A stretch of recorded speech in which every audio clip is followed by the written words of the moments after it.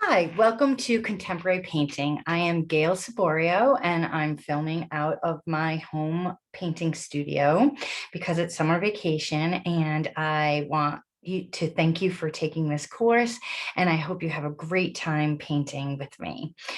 First, I want to start a little bit about paint and brushes before we get started into any more of the elaborate things. I really want to just give a brief overview of some of the tools we're going to use. For one, there are two major types of brushes, brushes with long handles and brushes with short handles. Traditionally, the reason why a brush would have a long handle is because you would hold it at the end of the brush and be painting rather far away, versus a paintbrush with a smaller handle is kind of made for a little bit more of a detail work and to paint a little bit closer up. And so the bristles of the brush are different on each painting handle also.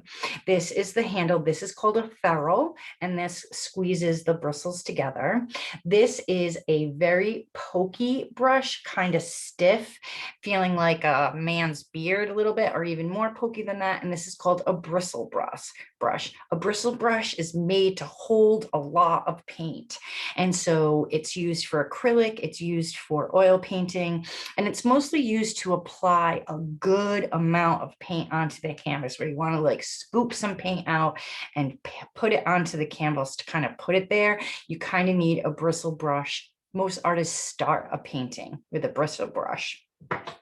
The next kind of brush, whether it's flat or round, are sable brushes.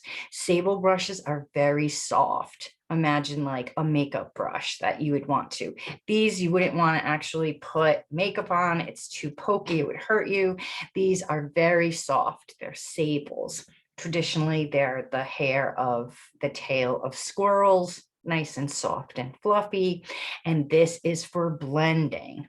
Most of the time, we're going to be using sable brushes because we're going to be blending a lot with our paints, especially in the first major painting assignment. And so you probably want a few bristle brushes, but mostly nice soft sable brushes.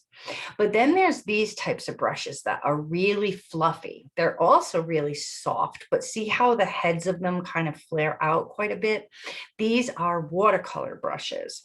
When you try to use watercolor brushes with acrylic paint, it doesn't really work so well. What I did is I put two globs of acrylic paint on this paper plate to show you how like thick and plastic like acrylic is. Acrylic is a plastics based paint, and when it dries, it even comes stretchy. If you have a piece that dried onto the cap of your paint, you could tell that it's a little stretchy. It's a modern paint that was invented more in the 1940s, and it is plastic based.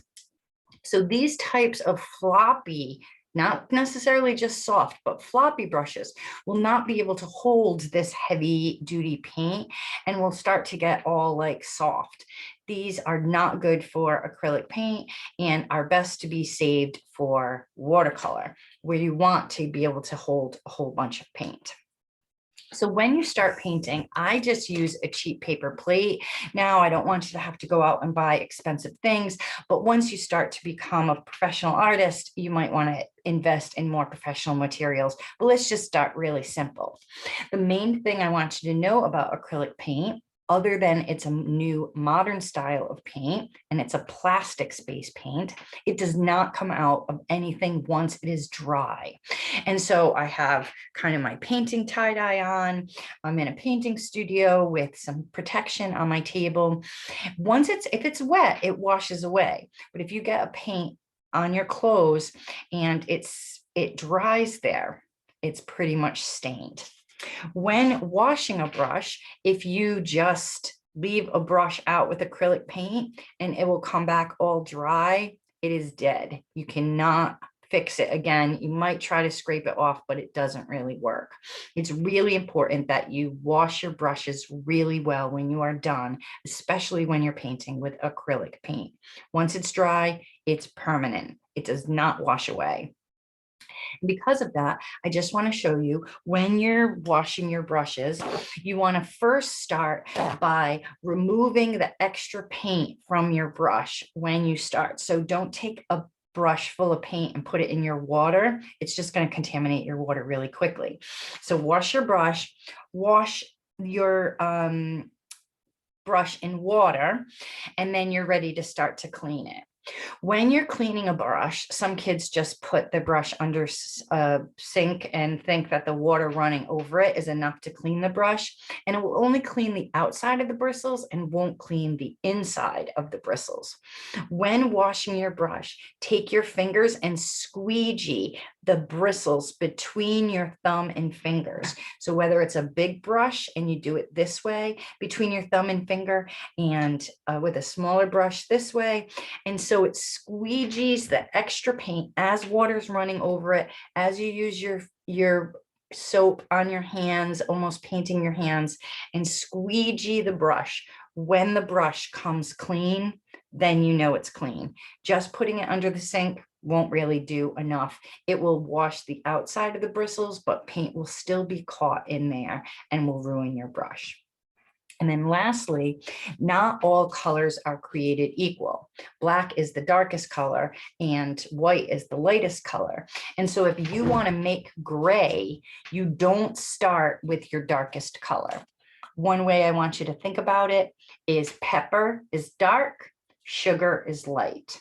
When you're going to season something when you're cooking, you only need a little bit of pepper in order to make something taste peppery. But with sugar, you can pour on tons of sugar and it still tastes yummy. You really can't have too much sugar, but pepper you can have too much of. So think about that with your light colors and your dark colors. Light colors you always have more of. And so when you set up your palette, you might want more of the light colors and maybe only a little bit of the dark color. So for instance, if I wanted to make a gray color, look at how little paint I have on the brush, just a little bit of black. And I'm going to mix it with my white and look at how I already could create a little bit of a gray. But if I add the white to my black, barely anything happens. Just a little bit of the black on my brush makes a really nice gray with a lot of white and only a little bit of black. So when you're deciding on setting up your palette, you want to think about adding more of the lighter colors and less of the darker colors, but don't add too much paint to your palette. It will waste the paint and you probably won't even use all of it. So a little bit at a time. You might want one palette that has a group of colors and then another paper plate with another group of colors, and making sure you're always wiping your brush in between.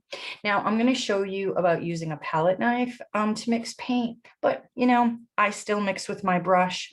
When you're mixing with your brush, it's perfectly fine to mix with your brush, but make sure you wipe off your brush before you go and paint. Don't mix with a brush and then go from that to your painting, because chances are the paint isn't mixed properly enough, or you have paint on the ferrule. See how I'm starting to get paint on the ferrule part of my brush? A sign of a messy painter is a messy ferrule. And so always starting with a clean brush and going with some fresh paint on your palette will definitely keep your paintings nice and clean. And then just keep in mind, all the paint that you pour out on your palette is going to dry up because acrylic dries pretty fast. So only mix the amount that you need at that particular time so that you don't waste your paint. Okay, ready to start painting? Make sure you have messy clothes, a nice work area that's not too pristine, that you have maybe newspaper down on or some protective covering, a nice variety of brushes, and we are ready to go.